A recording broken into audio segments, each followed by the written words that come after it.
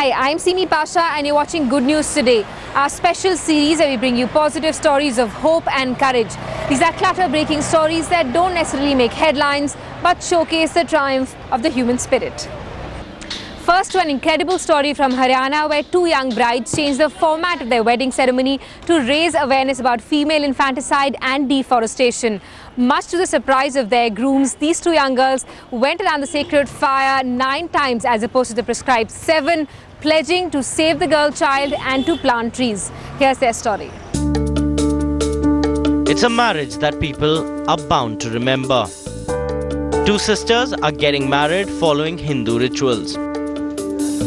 7 feras or circumambulation of the sacred fire are taken in such ceremonies representing 7 life terms. But the sisters took 2 extra feras, one with the promise to save girl child and the last one to save the environment. जहाँ 7 फेरे होते हैं शादी में, वहाँ हमारे 9 हो रहे हैं। 8वां फेरा जो होगा वो कन्या भ्रूण हत्या को रोकने के लिए होगा और जो 9वां फेरा होगा वो पर्यावरण की सुरक्षा के लिए होगा। The two girls set an example for the rest of the state, known for its skewed sex ratio. During the 2011 census, Haryana was at the bottom of the child sex ratio in all states. The overall sex ratio in the state was also 879 women per 1,000 men against the national gender ratio of 943 women per 1,000 men. Their in-laws were surprised, but they welcomed the gesture. हाँ जरूर हो पाएंगे, वो भी अपने आगे बेटियों को ऐसे दान देने की सोचेंगे ताकि हमारा पर्यावरण भी सुरक्षित रहे और लोगों में एक नई सोच पैदा हो। The girls received 11 plants each as dahej in their marriage. Their father has a green finger and this house is full of green plants that he tends to like as his children. इस प्रकार का पर्यावरण की सुरक्षा के लिए सभी के सभी शादियों में कन्यादान में गमले और पौधे भेंट करने लग जाएं तो लोगों में पर्यावरण के प्रति लगाव पैदा होगा और इसकी सुरक्षा के लिए जागरूक बनेंगे। With Bhupinder Moore from Jind, Bureau Report, Headlines Today. Now to Madhya Pradesh, where an innovative boat ambulance is providing much needed relief to people of almost 50 villages along river Narmada. The boat moves up and down the river and is flagged down by those facing a medical emergency. Here's that story.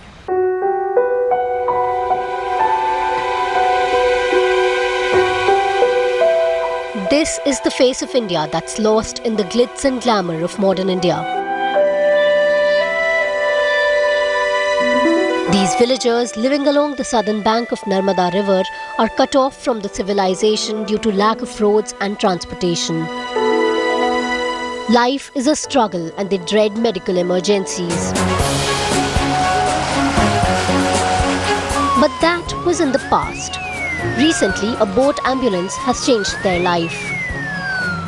ये तो अच्छा है कि भाई हमको यहाँ नर्मदा किनारे जो जंगल है हम वहाँ केंद्र पे नहीं जा सकते जो स्वास्थ्य केंद्र है तो ये नर्मदा किनारे वाली पट्टी है ये हमको स्वस्थ सेवाएं दे रही है तो हमको तो वो जीवन अमृत जैसा ही लगता है। बुखार वालों को दवाई गोली मिल जाती है और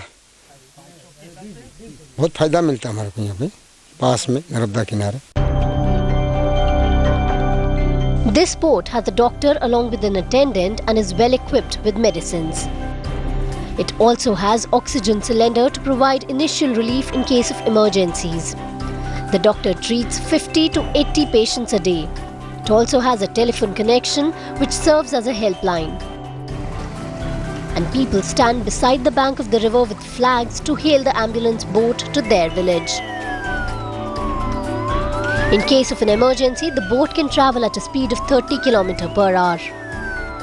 कोई ज़्यादा पेशेंट इस प्रकार से तो उनको बड़े डॉक्टर को रेफ़र करना बड़े हॉस्पिटलों में उनको जो मतलब जहाँ भी हमारी एम्बुलेंस जाती है तो देखा कि वहाँ पर कौन सा नज़दीक दवाखाना जैसे प्रेग्नेंट वुमेन है तो उनको फोलिक एसिड की बी कॉम्प्लेक्स ज़रूरी है टीके लगे कि नहीं लगे आपने लेडी डॉक्टर को दिखाया या नहीं दिखाया तो उनको लेडी डॉक्टर के पास में भेजना ये परामर्श भी देना पड़ता है। बड़े खुश हैं यहाँ के लोग और वो बोले कोई भी तकलीफ हो यहाँ हमारे यहाँ पे क्षेत्र में तो वो हमें बताइएगा हम आपकी तकलीफ को दूर करने का प्रयत्न करें लेकिन आप रुकना मत आप सेवा देते रहना। This boat ambulance serves 50 villages in 200-kilometer long riverbed along Barwani, Dhar and Alirajpur of Madhya Pradesh. It certainly is a good news for these villagers, and they hope very soon few more boats would be added to create a fleet of such service. Bureau Report, Headlines Today. Good news from Kolkata, where efforts are on to digitize ancient literary works that would have been lost forever if not preserved. Under a project funded by the British Library, conservationists have already collected more than 27,000 books published before the 1950s. Indrajit Kundu with this story. Bengal has a trove of printed history dating back to the 18th century. Be it the first advertisement of India or the first medical journal of the country, Bhishak Darpan, they were all published from Kolkata. All these valuable archive materials would have continued to rot in the damp storerooms as piles of old papers. But an attempt is on to digitize and in the process preserve our literary heritage. Archives itself has a very narrow meaning in India. Archives denotes only government records, judicial proceedings, all this. You will find in state archives and national archives, those documents are in trunks, in sacks, and in different ways. Some classified, most unclassified. They are scattered. They never thought about the cultural forms of production produced by the civil society.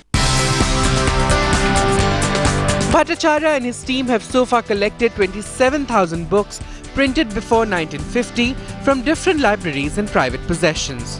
Out of this, more than 3,500 books with 3,80,000 pages, accounting for 24 terabytes of data, have already gone online. His efforts are being funded by the British Library. This would immensely help researchers in world's top universities with valuable inputs, saving time and cost. The aim of this endangered archive program is to primarily to save documents with cultural and historical importance and relating to Eastern India from decay. Those are lying scattered in century-old public institutions. Those are in dilapidated state. No more in form of, no more in position, in maintaining their own treasure. So we've planned systematic digitization only of those documents. Those have not been digitized by any other institutions or archives or libraries so far. India lags behind developed countries by miles as far as digitization of academic documents is concerned. While in the US, Canada and European countries, 80% of texts of historical relevance have been converted into digital forms. In India, less than 15% is so far digitized. The good news is that at least we have woken up to this situation. But there is lots to do. I am working with this institution and for similar project for a little more than 2 decades. And really once I thought that without government intervention and government initiative, it is impossible to cover the body of knowledge scattered sporadically throughout the country. Okay. But I cannot say I have lost hope. From Kolkata with Indrajit Kundu, Bureau Report for Headlines Today. Now to a story of incredible courage coming to light from Maharashtra's Vidarbha region, where a woman sold her mangalsutra to build a toilet inside her house. Sunita Ahale says it's more important for her and her daughters to have a toilet in their house than for her to own a piece of jewellery. Here's her story.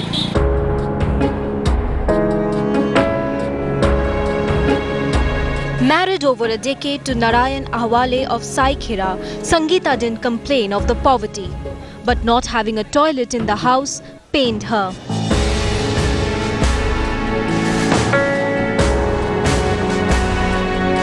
Her repeated requests were ignored and demands of running a household and educating children always took priority. But now that her children have grown up, Sangeeta was determined to get her demand fulfilled. She sold her mangalsutra to build the toilet. हमारी परिस्थिति नाजुक है, हमको इतनी शौचालय में मैं इतना महत्व नहीं देता था, इसलिए मैंने शौचालय 10 साल से शौचालय बनाने का टारगेट आगे भेज दिया। कल परसों बनाएंगे, अगले साल में बनाएंगे, अगले साल में बनाएंगे। इसलिए उसने ऐसा निर्णय लिया कि तुम कुछ भी करो, मैं मेरा काम करती हूँ, मैं शौचालय बनाऊंगी। इसलिए हमारे घर में 2 महीने झगड़े चल रहे थे। मेरे पति को बोला कि अपने को शौचालय बनना चाहिए, पर जब हमारी परिस्थिति नहीं थी, मैंने बोला कि किचन नहीं होगा तो चलेगा मुझे, लेकिन शौचालय चाहिए। तो जब मैंने अपने दागिने थे, मंगलसूत्र था, सब बेच दिया और शौचालय का काम पूर्ण किया। Maharashtra Rural Development Minister Pankaja Munde honoured Sangeeta for her efforts and bought her a new mangalsutra. Bureau Report, Headlines Today.